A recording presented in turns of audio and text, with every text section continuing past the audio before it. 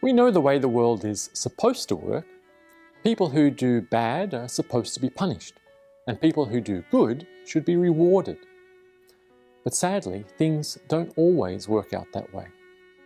Too often, the evil and corruption in this world makes it so that people aren't rewarded. Instead, they get pushed down and attacked. But when that happens, we like to believe that at least God sees this injustice and that He steps in to make things right. We like to believe that even when the rest of the world is unjust, at least God steps in to defend the good and to look after the weak and helpless. That may be the way we hope things go, but Job, in his innocent suffering, starts to doubt whether God is really doing this at all. Job watches as all the stupid, unfair, and mean nobodies of the world come and laugh at him in his suffering, abusing him and kicking him while he's down. Where is God when this is happening? Isn't God supposed to be on Job's side, defending him against such terrible people?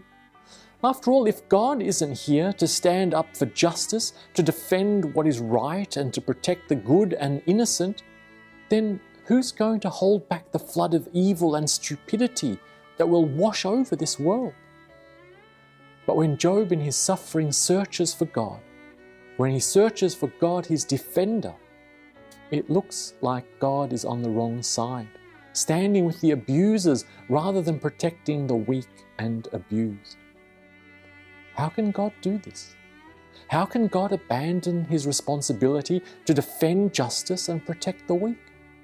How can God Himself join with those terrible people attacking and making fun of the good and the downtrodden? That's not the way it's supposed to be. In one sense, Job's worries are right. Ultimately, it has to be God's job to really protect the weak and the righteous people of the world. This world is too full of evil and injustice, and goodness needs God's backing and support to survive. But this isn't just God's job alone. God also calls us to do this work too. He calls us to stand up for what is right, to defend the cause of those who are suffering and weak, and to be a friend for those who need help. Job feels abandoned by God when he's in need, but this is a feeling that many of us have had. Maybe not from God, but from our friends. When we were in trouble, we needed our friends to be there for us, to support us and stand up for us. But instead, we felt abandoned and alone. That's also not the way it's supposed to be. In the end, it's not only God's job to stand up for goodness, justice, and love.